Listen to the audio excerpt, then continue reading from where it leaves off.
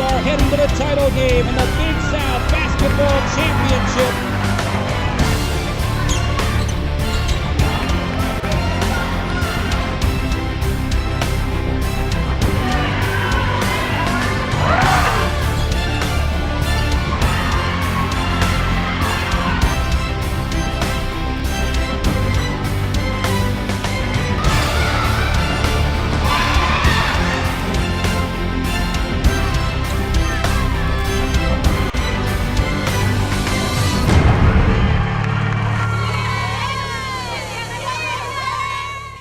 Hello and welcome to the Longwood Women's Basketball Coaches Corner with head coach Bill Reinson.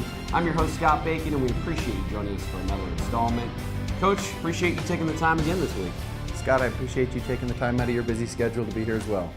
Let's take a look back at last week. You guys hit the road down to the Carolinas and played a game on Thursday against Campbell, the first of two games last week. And I guess just from an overarching standpoint, from the road trip perspective, how did you feel about how the team played?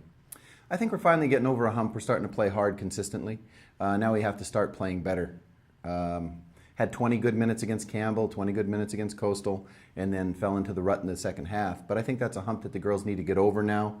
Again, they're playing hard the entire game. We just have to learn how to get past our offensive dead spots, I guess, would be the best way to put it. Well, Coach Jason G always likes to call his team falling into the trance. And you guys made that second half run to get back into that game, got within 8 against Campbell. But as you said, it was that early part of the second half that really ended up doing you in that contest. Yeah, and it's funny because now we've gotten to the point where we're getting good shots in the second half. We're just not making them. So I don't know whether that's a conditioning issue or that's just a focus issue. But I think once we get over that hump, play 2 good halves, I mean, we could play with anyone. Well, and then you, again, continued that Thursday, Saturday road trip, played on Saturday at Coastal Carolina. 2 9-point losses, one to Campbell and then one to Coastal Carolina. And as you said, some similarities in that game last weekend against the Chanticleers. Yeah, absolutely. The first, beginning of the second half, we had 6 point-blank shots. 3 layups, 2 10-foot jumpers, and a wide-open 3 at the beginning of the second half and didn't make any of them. And when you go into scoring droughts like that, we went the first 7 minutes without scoring a point. And that put us down by 11 or 12. We battled from there, but by that time, it was just a little bit too late. Yeah, and you were up by 4 at the half going into the second half of that game. Absolutely. Played very well in the first half.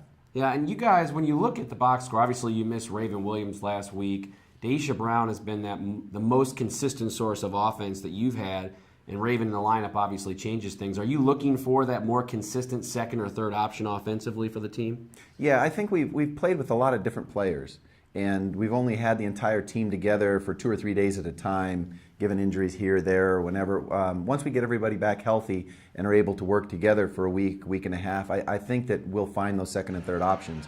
It won't be so much Day-Day carrying us. It'll be, Khalil Ali contributing, Raven Williams contributing, and I think Kendall Skurzik, once we get those other players back, will get more open looks at the basket too. Yeah, and we want to belabor the point because obviously you guys have had a lot of issues with keeping people on the floor this year. But, from a rotation perspective too, and a starting lineup thought, I mean, you guys really haven't had that set starting 5 or that set 7, 8, 9-person rotation that or the players know going into the night what the role is going to be. Yeah, I think that's fair to say, but that's something that we need to overcome. I don't think we can use it as an excuse. It's a fact of life. Every team's going through it. We just need to do a better job of focusing, especially in the second half, on getting better looks and making them. Well, and it reminds me, too, of last year when Crystal missed time and Chelsea missed time. Other players had to step up, and then you saw those roles develop. Khalil Ali comes to mind, Raven Williams, where then come postseason time, they were ready to play a more prominent role. Yeah, I'm hopeful that that's what will happen this year. We can't rely on Day-Day, all 5'2" of her, to score every basket for us. But she can carry us for short periods of time. We just have to become more consistent with our other options. Now this week, a pair of games back in the friendly confines of Willett Hall. Thursday, Charleston Southern, and then Saturday against Presbyterian. Talk to us about that game on Thursday against Charleston Southern, a team that you guys beat last year in the Big South Conference Tournament. Yeah, Charleston Southern has a lot of shooters. They shoot the 3 really well. They beat High Point earlier this year because they had a very good shooting day. Down at their place, they made 9 or 10 threes in the first half, and then we kind of locked them down in the second half and made a run and beat them down there the first time we played them. But they're very talented offensively. More than likely, they're going to stand in a 3-2 zone, which we need to do a better job of attacking. but we need to get out on the shooters and make sure that we rebound the basketball. Yeah, it's interesting the way you guys are now seeing teams for the second time, those adjustments that you make the second time through. A good example there, as you said, with attacking the zone with your offense. Yeah, and what we found this year is that the Big South has become more of a zone league. The way the rules changes with the hand checks and everything, people want to stay out of foul trouble. It took us a while to learn our lesson because we continued to try to play man and ended up fouling a lot of people, putting them on the free throw line. But second time through, we need to be ready for zones because that's what we're going to see for the rest of the season. Saturday against Presbyterian, second consecutive home game. Your thoughts on that game? Obviously, next game, always looking at first, that Thursday game, but Saturday against Presbyterian here. Presbyterian, very well coached. Ronnie Fisher does a great job. They play a 1-3-1-2-3 matchup zone, but they do a very good job of packing it in and making you beat them from the perimeter. What we did last time was we played tough. We guarded them very well down at their place, and we had a run at the beginning of the second half, 12-0 run I think it was, to pull away, give us a little bit of a cushion, and we hung on. They tend to play ugly basketball, low-scoring games. They like to control the clock. We beat them down there 46-43, so I would expect a slugfest again on Saturday. What about Daisha Brown and where she is in the progression or maturation of her career? Obviously, such an outstanding freshman year, set the single-season points record for a freshman, and now, as you said, has really had to carry this team at times, not only because of her ability, but because of being shorthanded throughout the course of the season. This is February, too, where you start to hear about players wearing down a bit. Where do you feel like your point guard is at? Well, I think she's in a good place mentally. I think she really worked hard in the offseason. She's pretty much playing on one leg right now. She has a knee issue as well. But she can still do it for 2 or 3 minutes at a time. And there's nobody in the league who can stop her when she gets going, especially when she gets a full head of steam in transition. She goes to that left block, gets that shot off, and scores it more often than not. If we can help her out and lessen the load on her so that the 33 minutes that she plays every game aren't carrying 4 people on her back, they're just doing what Day does, I think that'll help her. I think she's in pretty good physical condition except for her leg. The thing that's impressed me the most is you just talked about it, her going left, especially now the second year in the league, teams not having to key in or consider Chelsea Coward or Crystal.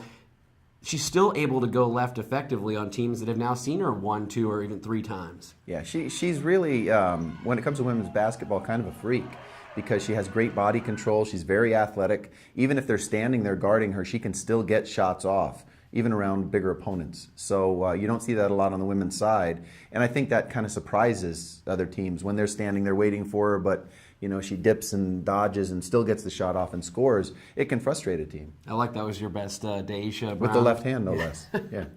Well, this week you've got to be glad to be back at home at Willett Hall, but also working towards, knock on wood as I say this, getting your team back to full strength. Yeah, absolutely. I mean, we've got most everybody back now. Raven Williams missed last week. She had a personal issue. I think that probably was good for her. She was a little banged up. She got 7 days of rest. Hopefully that'll refresh her and reinvigorate her, bring her back. Khalil Ali sat out the week before, so I think that gave her a little bit of rest as well. Emily Nyland, who I still think is going to be an important part of this team this year, she's been dealing with a foot issue. We've shut her down. We're going to keep her in a boot for the next couple of weeks, see if we can ease the pressure on that and bring her back for the last 2 weeks of the season so she can help us the last week in the tournament.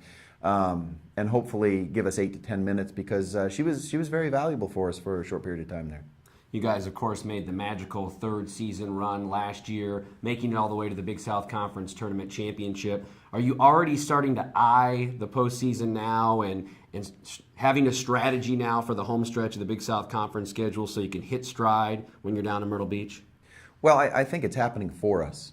I think all the injuries and all the situations that we've had has given people breaks.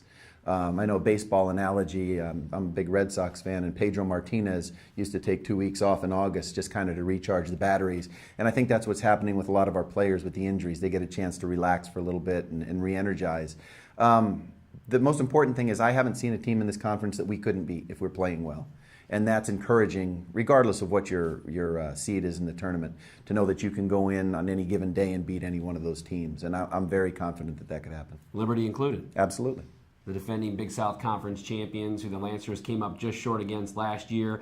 Coach, fantastic pleasure as always to give us your time. Good luck in the coming week. Again, a pair of home games here at Willett Hall.